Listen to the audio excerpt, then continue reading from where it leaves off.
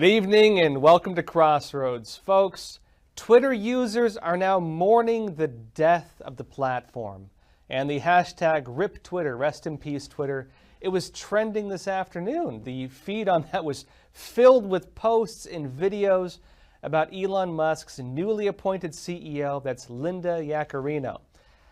Such a tragedy, and the platform, folks, it was so young. It really seemed like it turned a corner in its life. And well, Yaccarino is the head of advertising and partnership at NBC Universal.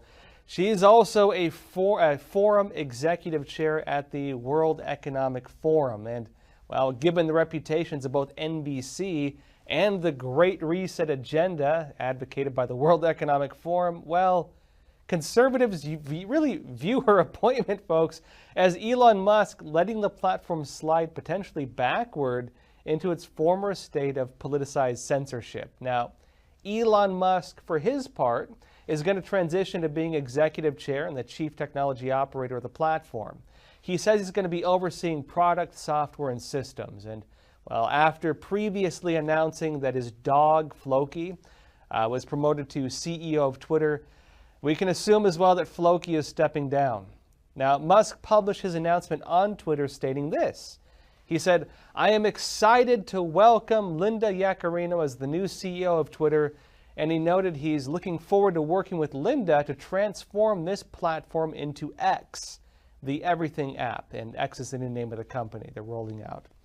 Now, public relations, meanwhile, well, reflections on this, they've been very mixed, actually. It really started with people pointing to some of her past positions. Her LinkedIn page notes that from January of 2019, actually until now, it says on it still, that in addition to her executive chair position at the World Economic Forum, she actually also sits on the WEF's Media, Entertainment, and Cultural Industry Governors Steering Committee, and it says she's also highly engaged with the Value in Media Initiative, also of the WEF. Now, if we go to the World Economic Forum page, on that specific committee, it says this. It says the Media, Entertainment, and Information Governors define the industry agenda.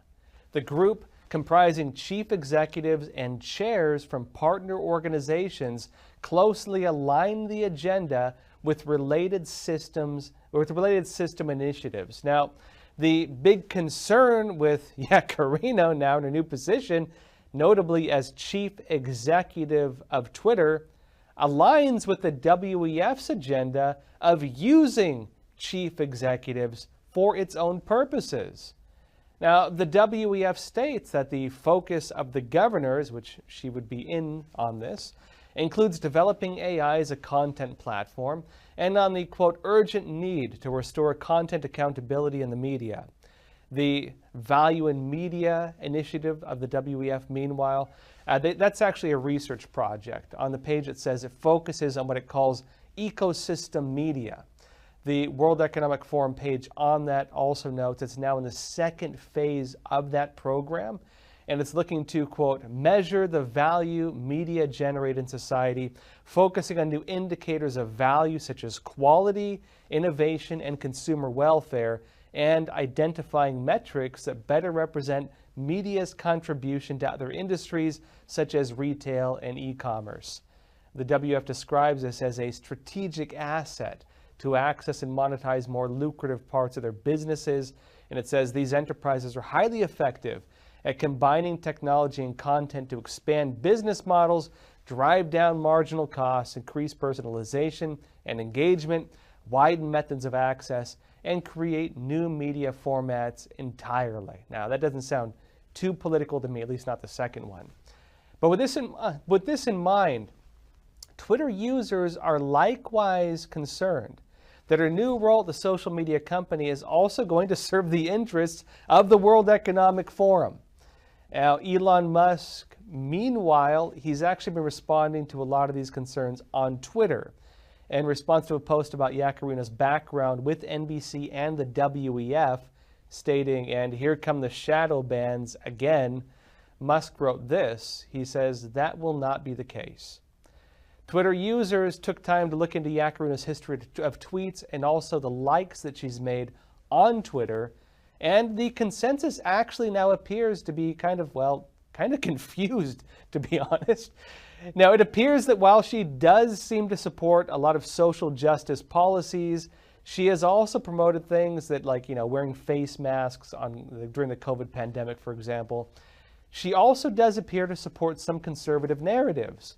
One Twitter user noted, for example, that Yakarino previously had actually liked a tweet, for example, from journalist Jack Posobiec stating this: "So do you guys remember that time the FBI found a judge who worked for Epstein to sign off on a raid of Mar-a-Lago?"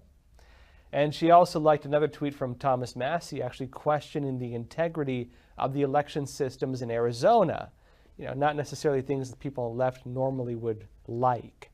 But while Yakarino has some social justice views, she actually also follows several conservative accounts. Those include Tucker Carlson, Ben Shapiro, TPUSA, Mark Levine, Melania Trump, as well as others. And a lot of these are further down on her list, which do suggest that she's liked them for quite a while or followed them for a while.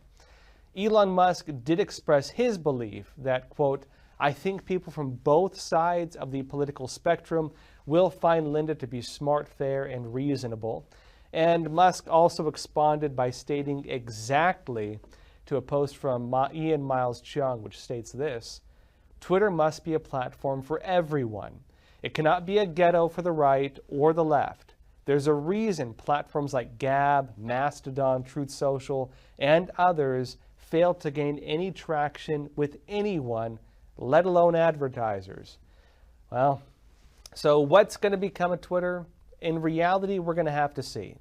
It does appear the new CEO does support global initiatives that look to use platforms exactly like this to advance certain political agendas.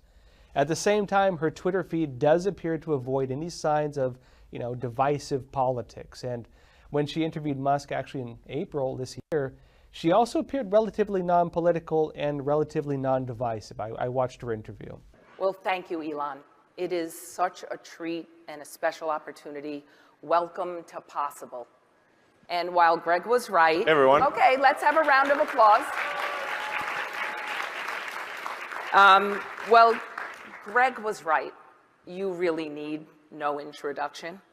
Now, it's likely that this is Elon Musk's way of choosing someone who can appease really both sides of the political aisle. Her ties to the World Economic Forum and her interest in social justice policies, they're going to have to align with Elon Musk's repeated statements on his dedication to free speech. And even though she's CEO, he still owns the platform. Now, it's possible the platform will become less political, at least from the executive level, at least. And that's also, of course, something that aligns with what we should keep in mind. Former Fox News host Tucker Carlson announced he's going to be starting a new show on Twitter as well. And he says it's going to have a dedication to free speech and with a focus on topics that the establishment media tend to ignore. It's possible this could represent Twitter really returning to what social media used to represent not that long ago. That is a platform that allows people to express their views. Although, again, we're going to have to see what it comes down to. Thank you, as always, for joining us on this new version of Crossroads. Again, weeknights, 7 p.m. Eastern Time on epochtv.com. And also join me for a replay and live Q&A weekday mornings, 10 a.m. Eastern Time. In the next couple weeks, I'll also be adding interviews and more segments to the show, so stay tuned for that. And also starting this coming Monday, in fact, we'll be broadcasting simultaneously both on epochtv.com and on NTD Cable. For updates, follow us on social media. That's at @Crossroads_Josh. And as always, folks, stay informed and stay free.